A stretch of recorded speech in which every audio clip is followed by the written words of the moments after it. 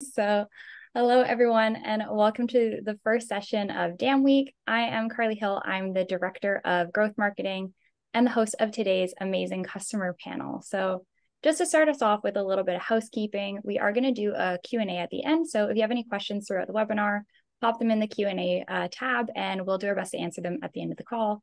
If not at the end, then we will follow up over email as well. We're also going to be recording today's session, so if you missed something maybe, or if you wanted to share it with a colleague, we'll also be sharing out that recording tomorrow, so keep an eye out for that in your inbox. All right, so let's jump in with some introductions. We have a really great panel of DAM experts on the call today across a wide array of industries, so really excited for today's call. First, we have Jack Rowley, who is the Digital Asset Manager for Fred Rogers Productions. We also have Jeanette Whippy, the Creative Services Manager at United Way of King County.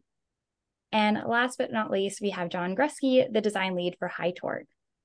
All right, thank you so much to all three of you for joining us today and to share your insights as Mead Valley administrators. So that being said, let's jump right into the hot seat with some questions. So to start us off, let's really just set the stage for each of you. Can you share a little bit about your organization? What really caused you to look into a dam, and what was important when you were looking for a dam? John, how about you go first? Okay, hi everybody. Again, my name is John. I'm the design lead over at High Torque. I've been with them for about 6 years and change at this point. I support our product marketing manager, and what our prior platform was lacking was administration and organization. And it became a platform that was resented over time because you couldn't find things, people didn't know where to put things, and things were either private or they weren't, and there was a lot of ambiguity. So what we really needed was an area where we could put assets out to people, whether, all of our corporate assets.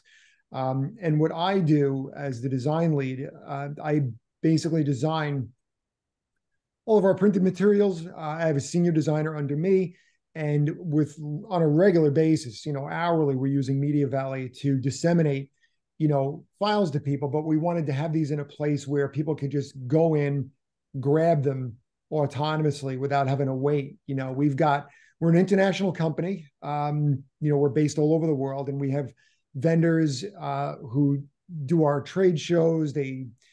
We have a fleet of vehicles that need to be wrapped and look a certain way.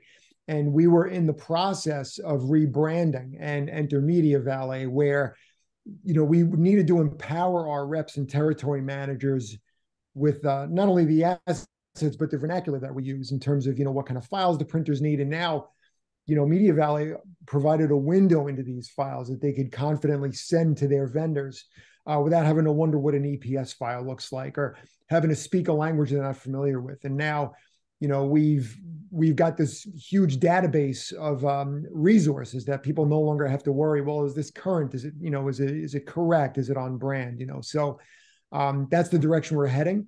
We're looking to exponentially grow our asset, our series of assets that we have on there. And so far, it's been received very well. Amazing. And was there anything specific that you were looking for in a vendor when you were looking out and when you chose Media Valley?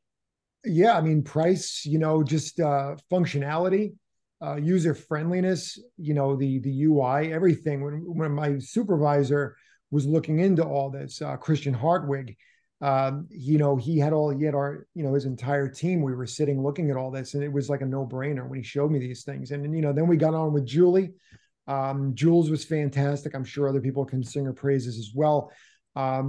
She was actually impressed that, we adopted it so quickly. And I said, this isn't a platform. This is a playground. Like just with the amount of control and all that, that we didn't have before, we now had at our fingertips. We even, there are vendors who even look at our files like the night before we upload it, the next day it's current. So we didn't have that before. Again, our prior platform was you download it and you keep it forever. Well, now you don't have to clog up your outbox, anybody's inbox, or even your own system. Everything is, up there to grab. And just having that breadth of versatility for where things can be located is something that was previously unavailable to us. Absolutely. I'm happy that, things are going so well. And just to give context, people on the call, Julie is part of our customer experience team who works directly with John. So when you hear him talking about Julie, that's who we're talking about. All right, well, thank you. And Jeanette, what about you?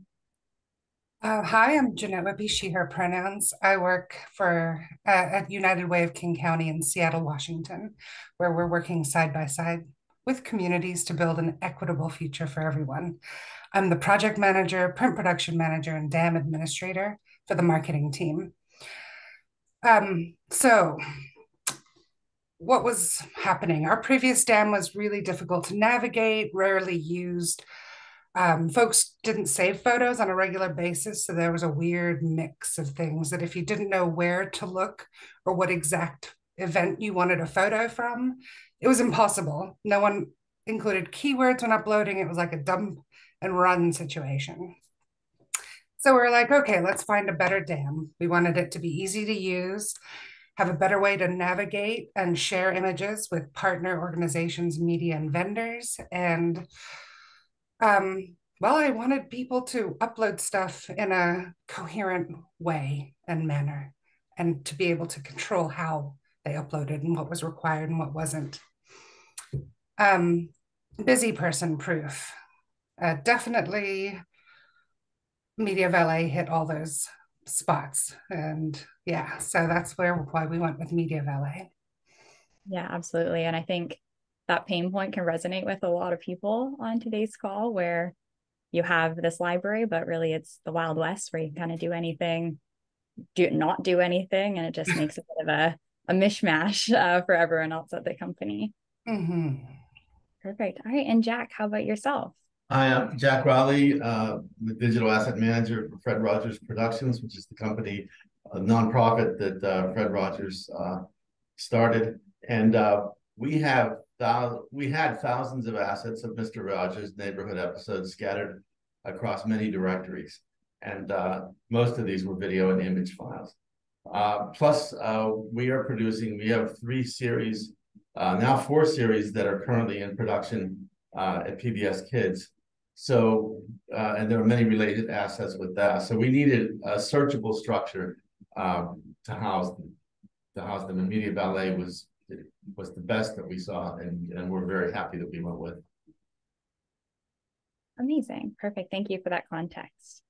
All right, so let's jump into a little bit about your goals. So what was the end goal of your dam? What were you really trying to achieve? John, let's just jump back in with you again. Sure.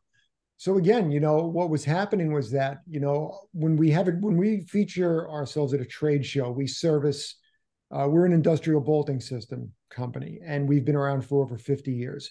So we sell, manufacture, and train workers and, plants to use our hydraulic tools, pneumatic, electric pumps, accessories, and safety is a major component of our industry. Using these tools, properly saves money. There are all sorts of facets. But, when we're at these trade shows, what would happen is that people would have if they didn't have the access to the proper artwork, they would make their own artwork. So from one trade show to the next, you had an inconsistency that was broken. Well, we were in the process of, again, rebranding for a modular solution, so that I was able to come up with a whole series of, again, modular components for different facades, so that every proportion or ratio was already factored in. The artwork was baked. Everything was treated for a production artist to basically take and run with. Everything was scalable, vectors and all that. So now what we can do is we can send a portal to a rep or a territory manager. They can open this. They can open a window, they can see what it is, and we encourage them, look, you don't have to download any of this stuff. You don't have to upload it. You don't have to email it. We implore people, please don't, because your outbox will hate you, and their inbox is going to hate you too. So, but we've been educating everybody, and the sessions that we've had, again, not available on our previous platform, was that we could get some very hard nuts who did not want to, it's not they didn't want to embrace a new thing, but they were willing to entertain a departure from that previous platform. And some of the hardest nuts were even tickled by this when they said, you mean I can do this? You mean I can access this? I don't have to work. Yeah. So again, now we've been watching literally every trade show presence unfold, whether it's Germany or the Middle East or, down south. We get photos back and you can see that the guys are happy, or, they're standing in a booth that is clearly a high torque industrial bolting systems booth. There's no more open to interpretation. How big do I use photos, so that even the vendors see that the work's been done. Like, there's no design guesswork anymore. There's no, well, how big does this need to be? We include in these portals a branding guideline that I worked on with my, our manager and the team, so that there are photos in there, there are illustrations. It shows all the, the variables for any trade show booth, whether it's a fold-up table or it's a 20 by 20. Again, all scalable. We've noticed an expansion of our bandwidth. It's allowed us to focus on other projects. It's allowed other people not to lose their weekend if they email us on, say, a Friday from the UK, and by that time we get back, it's pub time. They lose their weekend. So, just to wrap that up, yeah, I mean, right now we're just trying to get everybody on board. It's the same with our vehicles. Everybody can now wrap our vehicles and our trade shows with artwork that's ready to go. Absolutely. Amazing. Happy to hear. Yeah, just the success you're having already. And I know that's something, the brand consistency is something that a lot of people have challenges with before moving to DAM. So yeah, happy to hear it's going well. Yeah. And then how about you, Jeanette? Well, I'm sorry, you said Jen. Sorry. No worries. All the J's. Feedback, I promise. What was the end goal for my DAM? We're a small marketing team. 2 designers, 2 web developers, 1 copywriter, 1 project manager. And we regularly have like 15 to 20 projects going on in our universe. So self-sufficiency was my main goal. And that's, just to have everyone on the whole team comfortable using the DAM to upload, search, download, share images, so that we're not relying on, previously it was just the designers who really could find anything in that DAM. Now everyone can find anything they want, and I can control what they can even see. So if I don't want them to see something, that's all good because they're in a certain group. There's just self-sufficiency has been my end goal, and we're doing really well. People are using it. People are excited to use it. It's great. Amazing. Yeah, it sounds like you're making good use of category access management and permissions to, maybe hide some things from certain people that don't need them. So yeah, really happy to hear. All right. And Jack, now would you like to jump in? Well, we wanted a DAM that would work well with video assets, because that's predominantly what we create and use across the organization. We needed a DAM that could help staff in production so that they could easily access final as produced episodes and share with PBS and other producing partners. And then marketing is able to explore the DAM and create relevant clips to use on social media posts, and fundraising has access to our library as they seek to create connections between our company and the mission of foundations. Absolutely. Yeah, I think everyone's goals would really resonate with everyone on the call today, especially around, that ease of use, the easy access, and just providing better experience for your team. So, and yeah, just well done to all 3 of you for really taking that on and championing it for your team. All right, just going to pivot slightly, and change management is a huge topic for a lot of people right now, especially with digital transformation and specifically around DAM. If you could share some insights into really just how you approach change management and the adoption of the DAM with your team. Jeanette, I know that you have some experience here, so why don't you start us off? Sure. Let's see. Change management. It was rough, not rough. No one likes change. I'll just say that. So I did regular updates throughout the whole transition, even before they had access to the DAM. And I was in my initial stages of chatting with folks and just figuring out how people use the existing DAM, or what they would want for Christmas,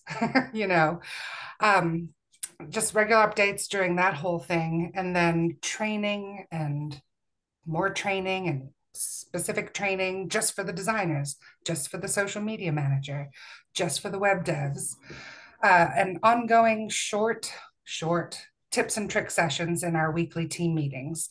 Every time I had a free 5-10 minutes, I would show them a little fun thing. Half of them knew, half of them didn't. It was just to keep them thinking about the dam, remembering we have a dam, all that fun things.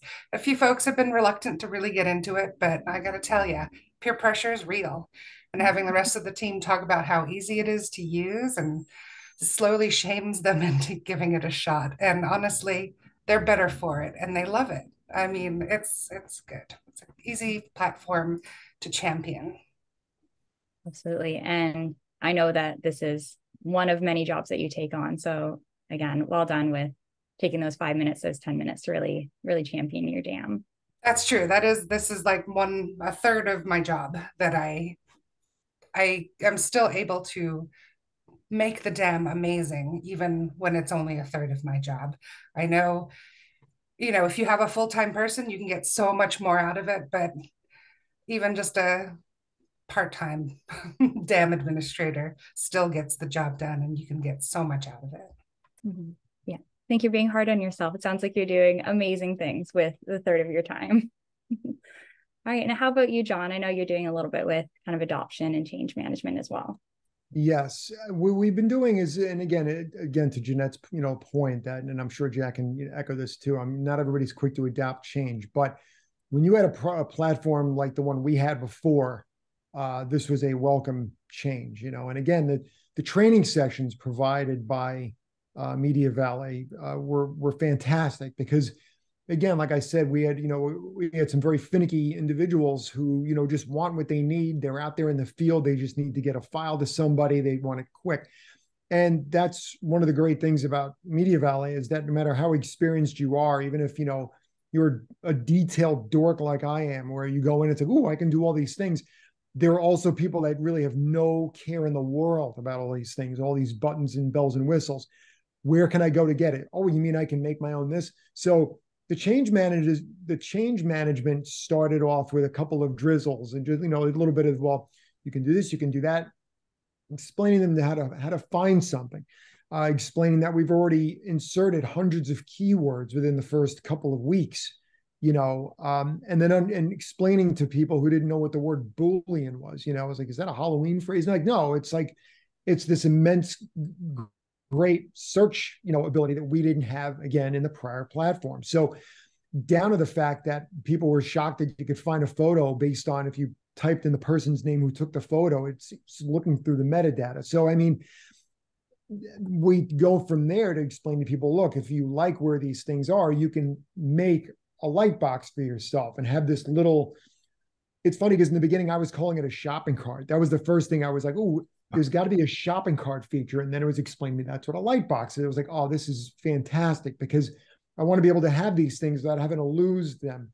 And again, this, Media Valley is offering that to us and everybody else. So the change management has actually been pretty well received, I have to say, and some people were slow to adopt, but, again, once you get them in there and they're like, oh, this is really pretty good. And we've noticed a drop in frustration phone calls, where is this? Like, I'm no longer the gatekeeper. Like, here it is, it's right there. So. Yeah, that's so amazing. Sounds like you and Jeanette have had similar experiences with most people are on board with it and are absolutely loving it. There's maybe a few that need some nudges in the right direction, but it sounds like you're doing great work to get them there. And then just wanted to add context. So Boolean search, for anyone on the call that may not know, it's kind of that and or quotations, just it really increases how you're able to narrow down your searches just with the search bar. So really, really impactful. If you have a dam and you haven't looked into it, definitely look into it. And you can find things really, really easily using Boolean search. All right, perfect. And then Jack, did you have anything else that you wanted to add from a change management? I would just echo the importance of just providing training to new employees, like within the first week or two of their hire date. I think you just introduce them to it, show them, web galleries, light boxes, and portals, and just open their eyes to the things that are out there on the dam. It just is. We have roughly almost 40 employees, and we average 31 unique visitors a month. So it's being used across the company, which is great. And I think part of that is when we were soliciting getting a new dam, we got everybody involved for the beginning of the dam selection process and found out what they were looking for, what would be of value to them, and I think that's it's resonated with across the organization that we have a really good dam and it's really easy to use.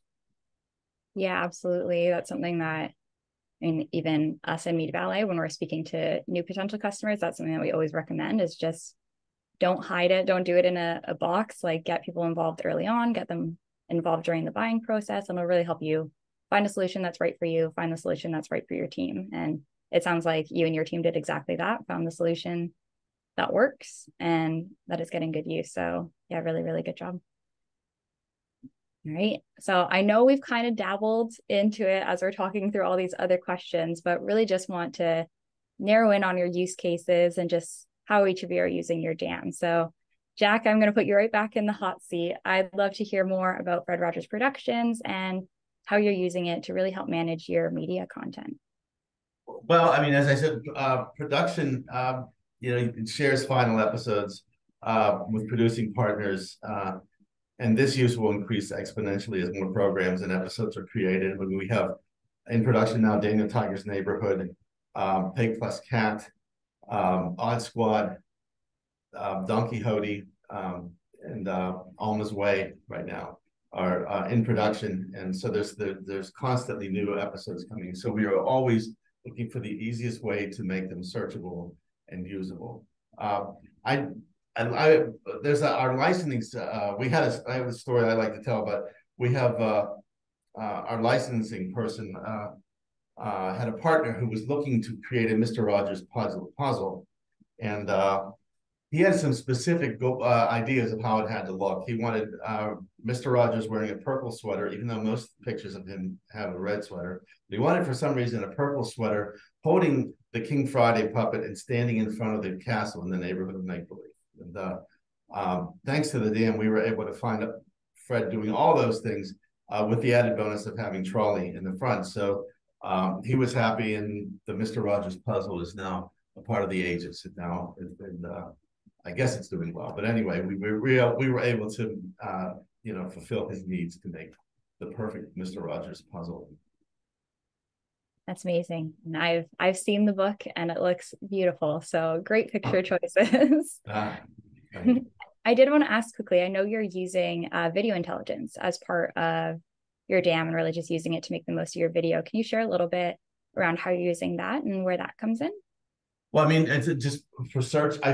I found it to be, it's amazing how just in the last year or two, how much that has improved, and not just how it's not only helpful for staff searches, but also as we create closed captioning files as well to go with the videos since they're put on social media. And it's amazing how well it hears what's going on. And I can't say there's enough just how exponentially it's improved just in the last year or two, and it's just very helpful. Yeah. No, and I remember the conversation that we had along with your colleague Chris last year, and you had mentioned that it's also picking up songs, which is really amazing. So if someone's yes, right, it's yes, and yeah, it's really spot on, accurate. It's just great. Well, that's awesome. Perfect. All right, and then Jeanette, I know United Way of King County is also using DAM a little bit for its video. So can you share a bit about that and then any of the other use cases that you have? Yeah, we actually have a lot of video from old events. We're trying to break into more video stuff now, but that seems to be mostly in social media. But it's been wonderful having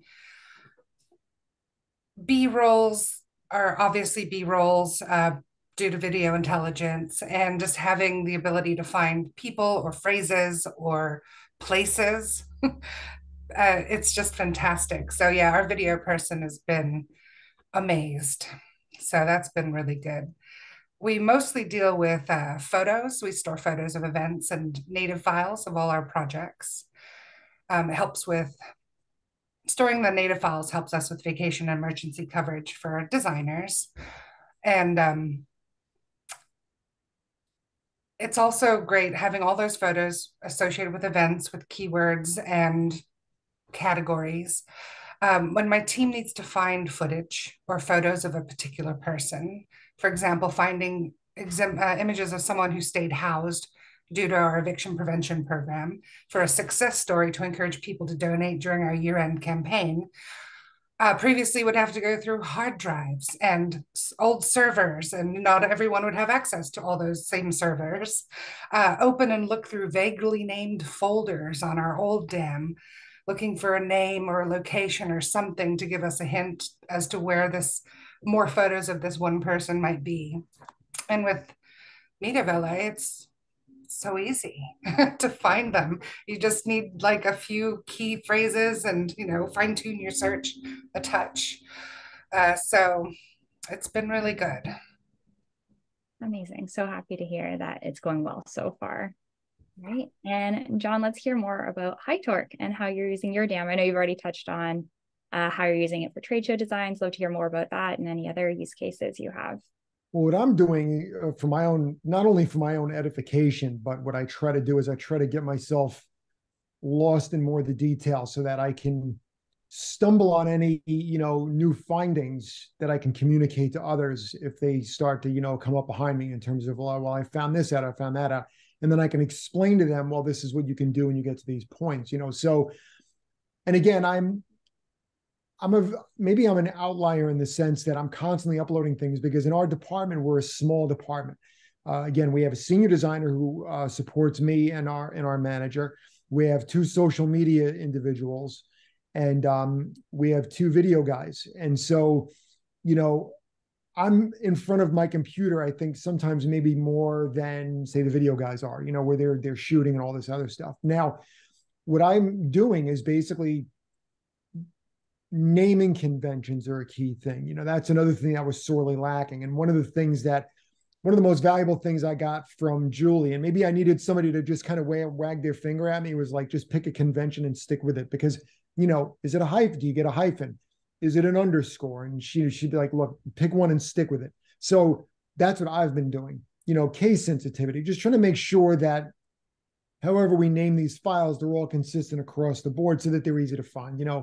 Again, just trying to, learn more about the construct where everything is, light boxing things, again, to Jeanette's point earlier. You want people to have access to certain things, but you also don't want a rep in Western Canada accidentally printing out a sell sheet with somebody else's information on it. So we'll have a light box dedicated to that individual with all their stuff in it. And nobody else can invariably find somebody else's things, So again, I was getting all wrapped up in the portals because we needed to redesign our box tape. And I designed a whole portal based on box tape. I was like, maybe this is a little heavy-handed. Maybe I don't need to do this, but it just looked so nice. I just you can have that big, photo up top and the categories in the bottom. So the portals are great. Again, we've got those boxed up and we call them trade show in a box, vehicle in a box, where we have these mobile service vehicles across the country, across the globe. And again, the way we have compartmentalized all of this artwork is based on what it's being used for. A social banner is no different from a lobby, or a social graphic. Like there's a space and the artwork needs to fit in that space. It needs to be scalable. So with these assets in these portals, somebody says, I've got a trade show coming up. Well, I've got a portal for you because it's got the branding guidelines. It's got the color palette. It's got illustrations. We send those out. And even if somebody holds on to this portal a year from now, and we're not, our president seems to love the branding. He loves Media Valley. So since we're not rebranding anything anytime soon, someone can confidently go into that portal a year from now, and that artwork is going to be current, even if we do rebrand it, because it's just going to populate with the new stuff.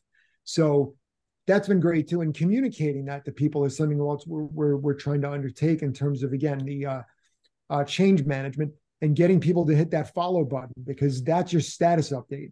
So again, learning new things and just kind of stopping people in the hallway and saying, hey, did you know this? Did you know that? And again, reception's been good. Amazing. And I do just want to hit on one point you made earlier, and that's around naming conventions, because I do think that's something that you either do it or you don't do it. But the people that do, I know are really paying off with the discoverability of their assets. So great job taking that on and just championing that. I'm sure it's going to make a big difference as well. Yeah. Perfect. All right. And I know that a lot of people on the call today are probably curious about what some of your favorite features are and how you're using them to really maximize the value of your assets. Jack, I'd love to hear from your perspective on some of the features that are really helping you make the most of your video content. Well, of course, video intelligence would probably be at the top of the list just because it's helpful for staff searches and also, as I said, with creating closed captioning, but also the ability to download videos in various size formats. That's proven to be very useful. Most times we want to get the highest res MP4, but there are organizations like the US Copyright Office that require a very low res MP4 file to be submitted. And we can instantly produce that through Media Valet. You just click a button and a minute later there it is. So it's very helpful and time saving. Can you give some insight? What was the process before? Would there be like a design team involved, or what would that look like? Well, I would have to take the video and then go into like Adobe a media encoder and then put it in a less a lower res version, and it would be it was time consuming. I mean, it would take anywhere from 30 to 45 minutes per episode to convert. But Media Valet does it, as I said, in like a minute. Amazing. Yeah, it's huge time saving. So happy to hear. Right. And Jeanette, I know there are some features that are really helping you with your content creation and your distribution. Can you share a little bit more about those? Yeah, I definitely want to shout out to branded portals. Those are fantastic. You can quickly put together something that looks amazing and professional and clean and get it out and update it constantly as many times as you want. That's been fantastic. We share current photo assets of staff volunteering and working events with HR so they can use them in their recruitment efforts. And that's been a huge time saver instead of bundling and sending them a zipped file. I just have it. One of my designers throws up photos that he finds and just updates it for them all the time. So it's just saved so much time. I also really love the crop function. This is where anyone can get a photo and then crop it to whatever size they want. It's made it so the designers are freed up to do their own work. They don't have to crop things for everyone on the team who doesn't have Photoshop or doesn't feel comfortable using whatever random thing they can use to cut up a photograph. I have because we need certain sizes for certain things, the events team can easily go into the photos and crop it for the web team, featured image, hero image. I made all those templates for them. And again, self-sufficiency, man, it's fantastic, especially with a small team. We can easily pivot. We don't have to wait for folks who are on PTO to help us out with something. It's fantastic. Amazing. So happy to hear. Yeah. And then John, I know you have a few features you love. I do want to call out a feature that you very briefly touched on in your previous response, and that is the follow button. I think that's one of those things that people are so curious about how to actually use it and use it in an impactful way. I'd love to have you share a bit about that. And then of course, any other features that you want to touch on. Yeah, it's funny. I mean, it's such a simple thing. It's just a button. I don't know how else to go on about it, but it's, that's going to be a change management thing, because I think people like to say, what's the status on this? They like to reach out. They like that question usually lingers out in the ether indefinitely. And now, clicking that button, if you don't get any emails and things must be cool, but then if there's a project that's ongoing and you want to know where it's been, like we have, files that are under review all the time, it's great, just click the button. It's really that easy. And I think once we start getting people to adopt that, they'll understand that they won't have to worry. They won't have to wait again for to Jeanette's point, you don't have to wait for somebody to come out of PTO. There's no more proprietary, nothing proprietary. Everything is here to be grabbed. Everybody can just, grab what they want. And that follow button, I can't endorse it enough. If you want to know what's going on with a certain project, and I believe I have my interface open. I think you can multi-select things and then follow them that way. But again, follow button, pretty awesome. Love it. Any other features you want to hit on at all, or is that your And number one? no, branded portals. I mean, yeah, Jeanette, like, and again, I didn't mean to say that, before when I was talking about box tape. I mean, we do dress up these portals very deliberately. The box tape was one thing where, that was more of a novelty item, but we have so many branded portals there, just the levels of detail you can go into. You can have a print section with a couple of details.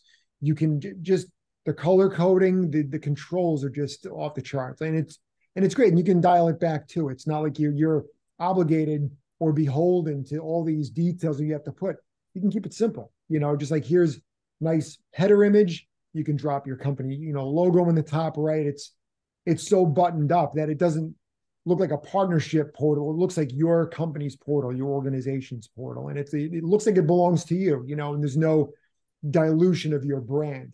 Any vendor is going to get this, and it's clearly a High Torque portal, or a Fred Rogers portal, or a United Way portal, and yeah, it's a beautiful and concise way of communicating to anybody who opens it what's in it.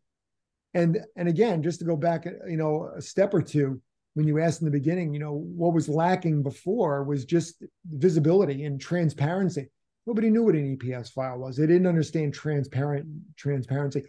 With the ability to view all these files, like I said, anybody can open this portal up, see what they're about to forward, and just forward the link on to any vendor, and then they're good to go. Absolutely.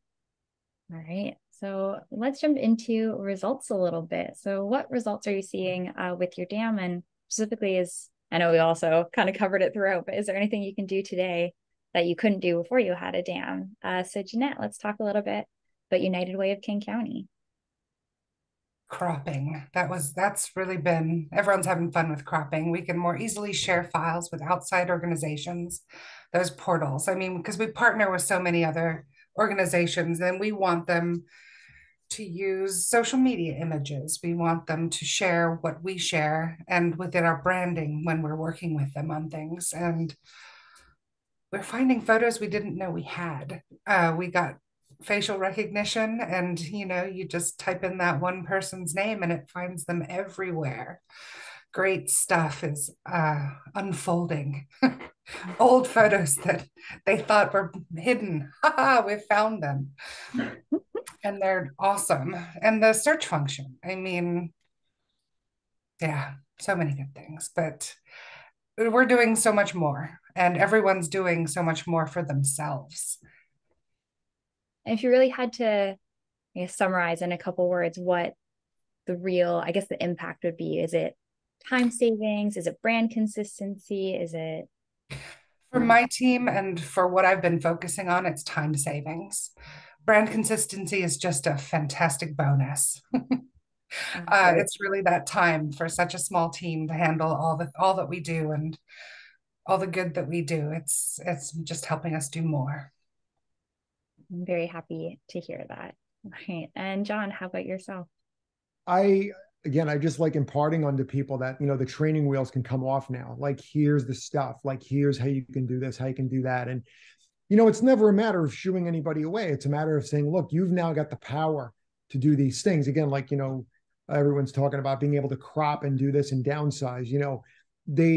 I think maybe people sometimes feel like, you're being a design diva, or you're being it's just being a difficult designer. It's like, no, really, yes, I can crop this for you. Yes, I can give you the logo, but this is how you find it. This is where it is. And just communicating to people. I kind of wish that we got more feedback. I'd love to know what some of our internal people are using it for. If they've made their own light boxes or their own portals, or if they find it, I'm just curious to know what their use cases are.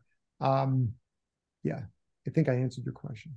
Yeah, no, but I know Jeanette hit on time savings, but I imagine that you, as the design lead, are experiencing significant design savings with not having to respond to those asset requests. And is this on brand? Is this up to date? Those types of questions. Yes, because at the end of the day, when you're designing a booth or a vehicle, it's you're layering things. It's production art. It's not even really design work. I mean, the design work is done, but these files are structured in a way where it's literally layers.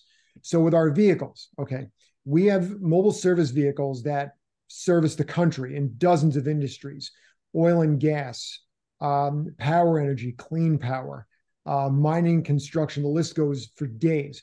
And so we have vehicles that are out in Texas. Now, we used to wrap our vehicles like anybody else. You use vinyl. Well, these vehicles need to be temperature controlled, and it had been conveyed to us. You're asking us to drive these black wrapped vehicles out into the desert somewhere in Texas or whatever it is. So, and after a while, vinyl doesn't age well. It's not like wood, it just doesn't age well. And so,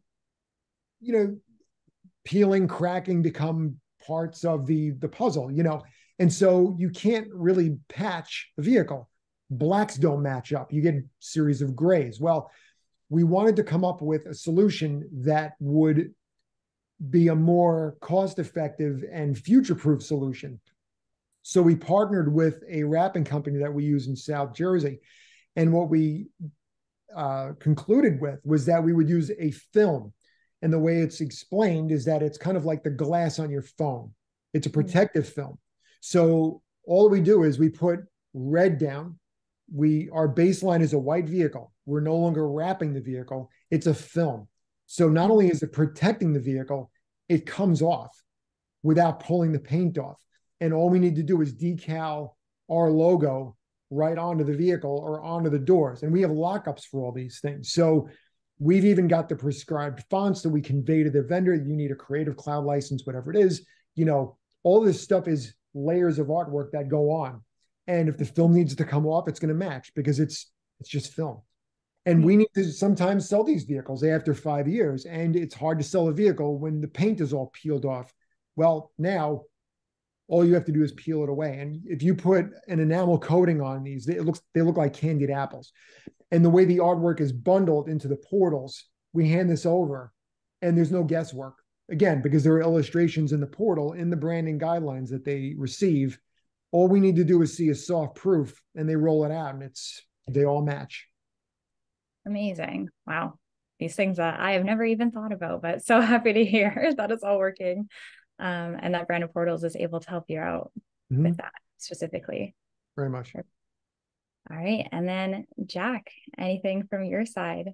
I mean, our staff has fully embraced the DAM, and they see it as not only a valuable tool, but something that's easy to use. I mean, when I do training, soon after we begin, people will say things, oh, this is like Amazon, and they feel very much at home. They understand how it's laid out and how they should use it. Our last dam was complicated and had a horrible search feature, and consequently, I would end up getting emails and calls. Can you find this episode where Fred Rogers played the xylophone or something? I don't get those calls anymore. People are using it, and as I said, we, as a company of just under 40 employees, we have 31 of them every month on the dam using it, and it's been great. And the things like as John said about light boxes and portals that Jeanette said, all these things just really resonate with our staff, and they're using it. They find it really valuable. I can't even imagine the time savings that you're experiencing with this, given that you're working with video. So trying to find a specific clip within a specific video across, what is it, the 1,100 episodes that you manage? Well, yeah, there's almost 1,000 Mr. Rogers episodes, and then we have, as I said, we have 4 series currently in production, making more. So it's we are a video-centric company, so it's really helpful, and people can find where Fred plays the xylophone, and they don't have to call me to ask anymore. So amazing. So happy to hear, Jack. Perfect. All right. And then just to end off the session, are there any kind of pieces of advice that you can share around how to approach your DAM project? And for anyone that's kind of either buying one or implementing one, what piece of advice can you give? Jack, I'm just going to tap you right back in. What advice can you share? I'd say the most important questions to ask are, number one, do the DAM vendor strengths match your most pressing needs? In our case, we wanted a DAM from an organization like from Media Valley, because they're video, they're very into the video thing, and their strength is, I believe, is in videos more so than other dams that are out there. The second, are they an organization that looks to be in business into the next decade? The last dam we had changed hands in like 2 years. They changed hands, I think, 4 times. And I don't think they're in business anymore.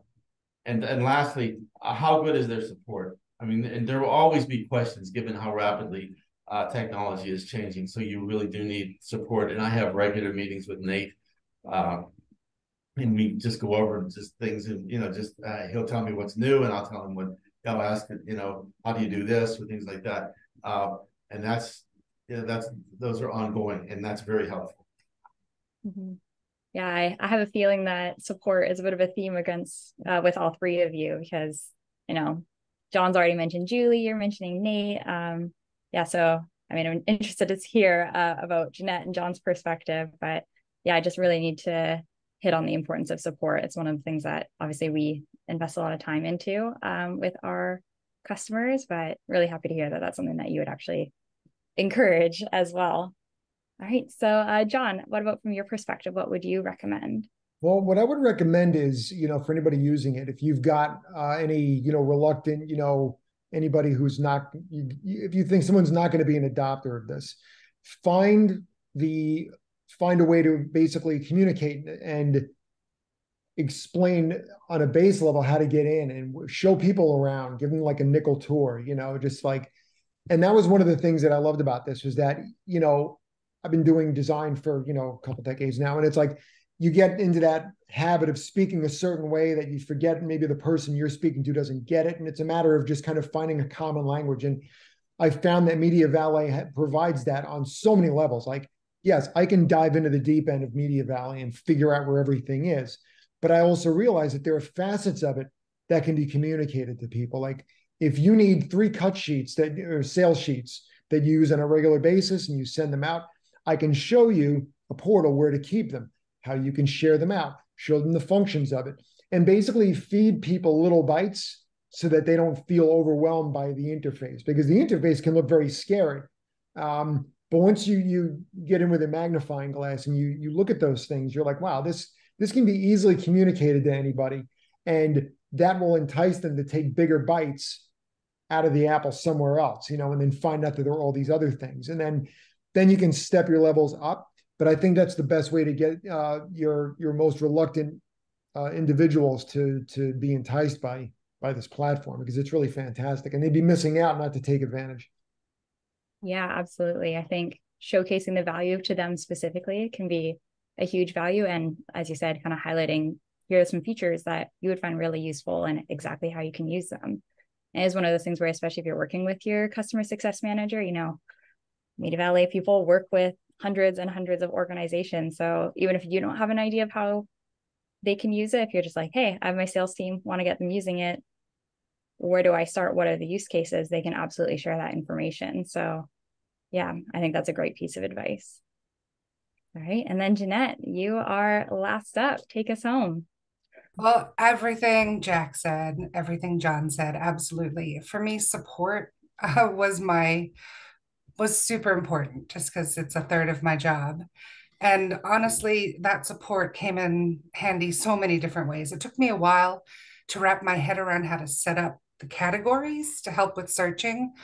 And Julie Matthew was my onboarding specialist, and we met regularly, like weekly, bi-weekly, that's every other week. We slowly stretched out our times that we needed to, but having that regular check-in was fantastic. And just little things like she helped me understand categories more like a playlist, when you're on Tidal or Spotify, a single source of truth, but you can have it attached to different playlists or categories, so you can better find it. Yeah, that was fantastic. She helped me truly understand what I needed to do to get the most of out of our dam structure. Now I'm in the next phase, and Rachel is helping me make sure my department continues to use our dam. She sets up helpful sessions with other nonprofits so that me as a dam administrator can meet with other nonprofit dam folk and talk about how we use it, what we're doing. Not a webinar thing, but like literally just a meeting with other people to talk about best practices. And that's, I mean, collaborating on pain point solutions with other people using just the same dam in your industry. I mean, that's just fantastic. Amazing. And I'm going to have to steal that analogy of categories are like Spotify, because that is honestly a great way to describe them. So that's all we have for today. So thank you so much again to Jeanette, to John, to Jack for really taking the time to join us today and explain how you're using your dam, how to make the most of your dam. I think I can speak for everyone on the call when I say that the insights that you've shared are extremely helpful. We are going to jump into Q&A, but just before we do, I really just want to bring up a super quick poll for anyone that's interested in learning a little bit more about some of the things that are covered today, some of the use cases. Really just, I'm going to call it a skip the line poll to get you to the front of the line if you want to talk to either your customer success rep or someone from Media Valley. If you're not a Media Valley customer, let us know in this poll. I'm just going to leave it up for about 10 seconds. If you let us know, we'll reach out to you ASAP and make sure we get something scheduled on the books. I can't seem to click the button. That is because you are a panelist, so you are not allowed to click the button. If you would like to talk to me, John, you just let me know. You can send me an email. All right, perfect. Okay, so let's jump into a little bit of Q&A. Just going to take a peek and see what we have. All right, so do you have some tips you can share for how to approach your metadata?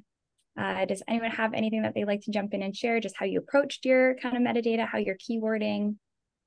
Jeanette, I'd love to hear how you're using that with, face recognition, with some of the other kind of more AI focused features you're using. How are you using that with your metadata?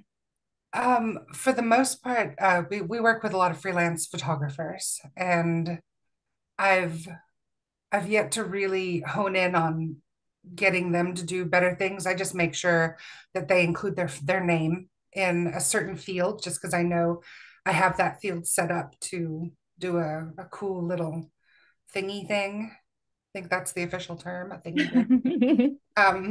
In the back end.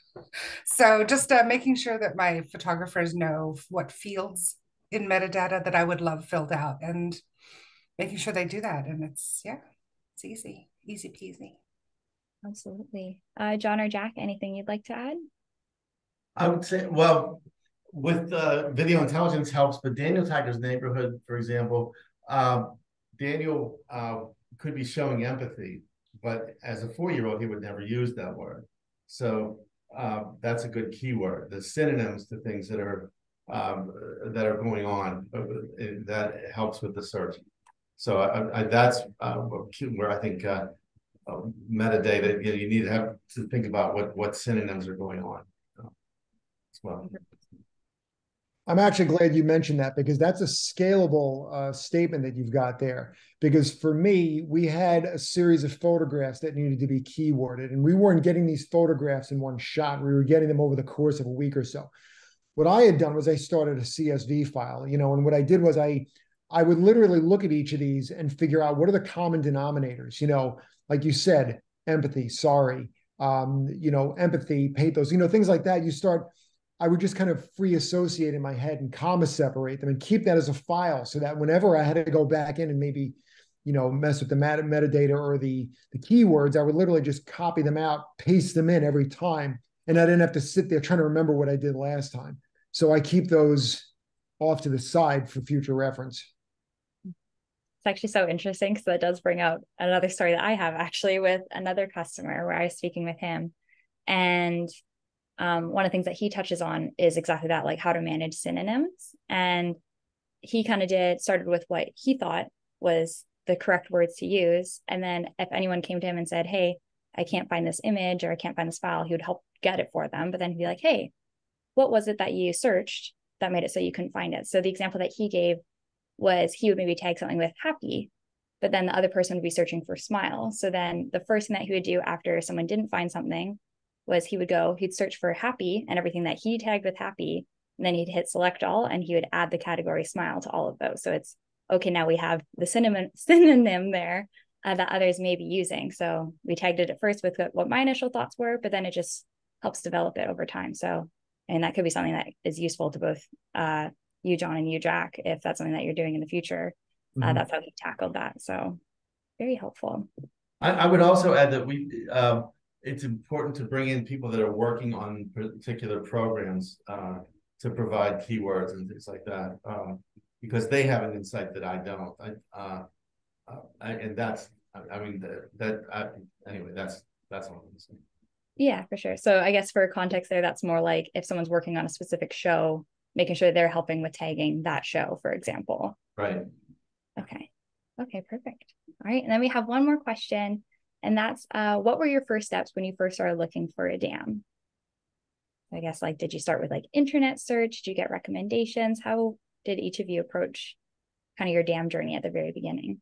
Jeanette, I see you have your hand up. Yeah, I can take this in the beginning. I know my predecessor had done most of the work in terms of looking for dams, but I know she checked with other United Way organizations. That's where we went first, because we are a part of United Way worldwide. And it's just a network of other United Ways, just seeing what they used and really focusing on what we needed and talking to other people who had a dam, who had a similar structure to us. So, and then internet. Yep, absolutely. Good combination. And then John and Jack, anything to add there? We knew what we wanted, and we also knew based on what we wanted, and we also knew. Oh, I'm hearing an echo. Based on what the dam that we had before, we knew what we didn't want. And we wanted, a company, as I said, that was been around for a while, that was clearly going to be around for a while. I had enlisted the aid of a man named John Horodisky, who's and he had recommended you guys. He said Media Valet. He said he felt that was a really good fit. So anyway, we found you guys, and we were grateful to John for pointing us in that direction. Amazing. Yes, we work with John quite frequently. He's awesome to work with. So happy he recommended us. Right. And then John, anything else to add there? I'm just trying to end pain points, looking for, solutions that weren't available before, just ending this whole Wild West, of, assets that should have been legacied years ago, or things that were legacied years ago. And just realizing that, again, I don't miss going through DAT tapes and shelves of DVDs and, and all that. You look back and say, how did we get through a business day? Just going through these things for a DVD to spin down and spit out, and don't scratch it. So having these things, refresh. We've even had vendors who they use Media Valet. So if we have stuff that they need to print, it's always current. And there was always a Wizard of Oz with the prior platform. You never knew who it was. It was like, who do you know? And you'd go to the poster. And again, now we can police this more effectively. There's an onus, there's an ownership. And I think people are going to start taking pride in what they upload, because again, as a designer, I'm providing solutions to customers. My colleagues are our customers, really. And, we're all each other's customers here. And so, it's not just to, get you off my back. It's because you could be helping each other by sharing assets for your materials. And this enables the brand to proliferate, because then everybody across the globe can reuse this, or they can reuse that. And they may say to us, hey, listen, we've even got a creative task request that says, look, if you attach what if you see something and you like it, you want us to customize it for you, we can do that. And then we share that through Media Valet. So again, it's this loop of productivity that everybody's been just pretty stoked to use. Wow, John, I really could not have wrapped up this webinar better than what you just said. So thank you so much. You're welcome. All right, those were all the questions that we had. So, thank you again to our amazing panel. You have all been wonderful. Thank you for sharing your insights and for just taking the time to be here today. And of course, thank you to everyone that joined as well and also took the time to be here with us today. So Don't forget to register for tomorrow's session, where our VP of Marketing, Brona O'Connor, will be speaking with Forrester Dam Analyst Chuck Cahoon about the top dam trends that happened in 2023 and what to expect going into 2024. So we will see you there. And thanks again, and have a good day. Thanks, everybody. Bye, Been fun. everybody. Okay.